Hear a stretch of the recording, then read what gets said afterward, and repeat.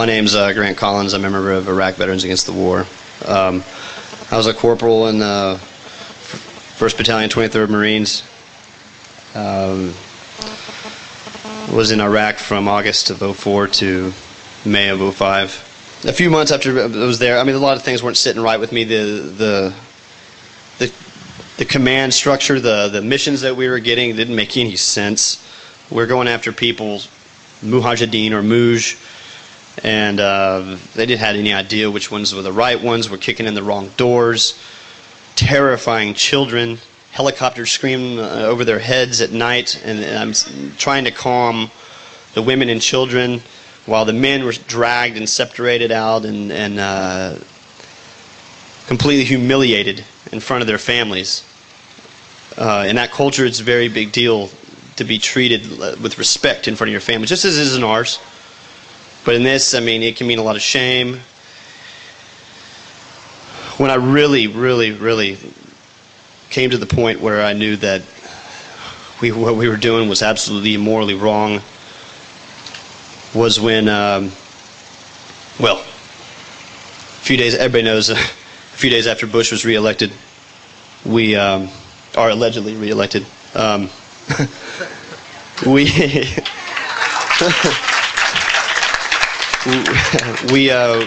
began. We had already cordoned off Fallujah, and Cloy was in the first incursion in April, where we took heavy casualties, and then decided that maybe it wasn't the right time to go in. Maybe there's too many of them in there. So I was a part of the cordon where we cordoned it off, and then we made operations to move in. And 2 o'clock in the morning, we went across the berm and instantly started taking casualties, but started lighting up this city like you wouldn't believe. Artillery strikes going in, and planes flying in and dropping 500-pound J-down bombs into obviously civilian areas. I mean,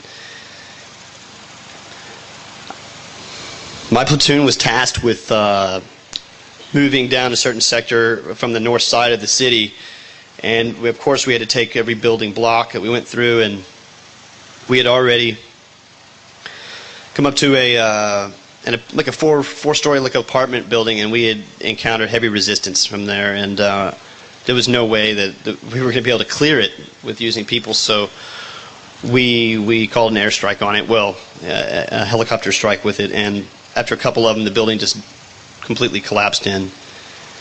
And I was thinking at the time, man, how many civilians could have been inside there?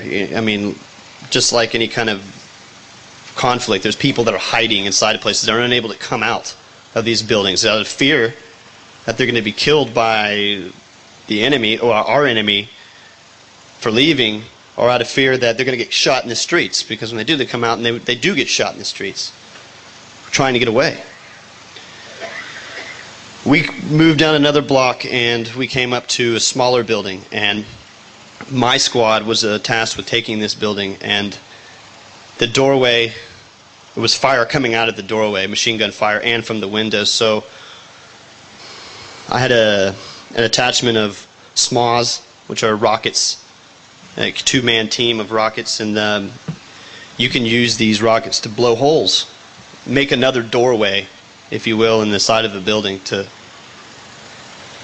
So I gave the order for them to use the missiles on the building. So we hit it, and then we stormed into the building, and there was 2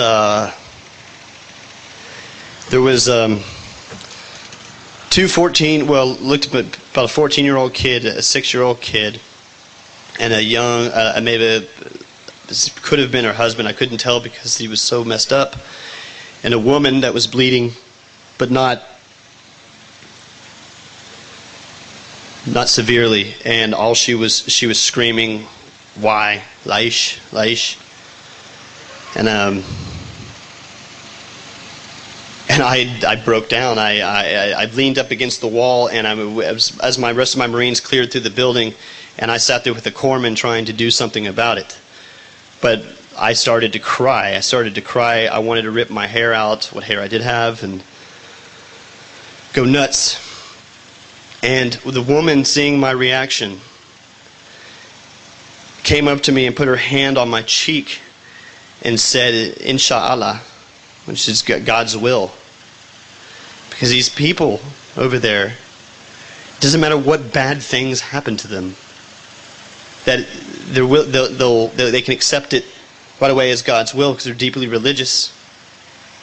But no, it wasn't God's will. It was my fucking order. I gave the order to fire those rockets into that building, and I killed her family. And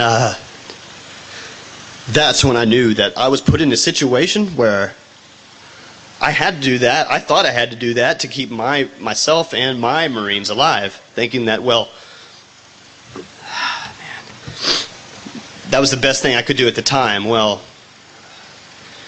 I have to live with that decision. From then on, of course, we had the rest of that battle to go through, and I saw more casualties, more civilians being killed.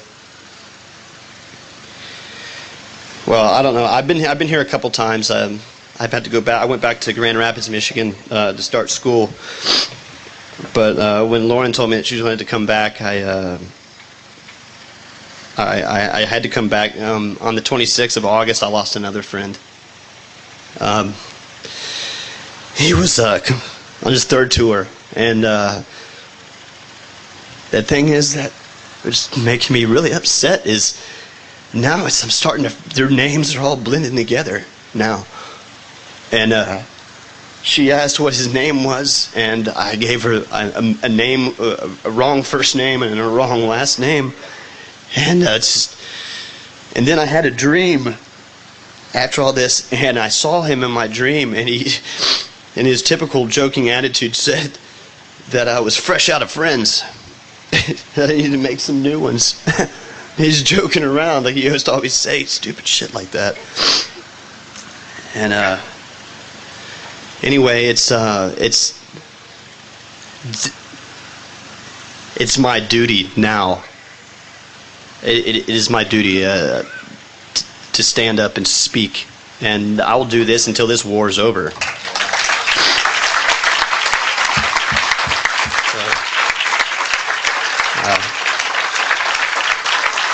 That's all I have.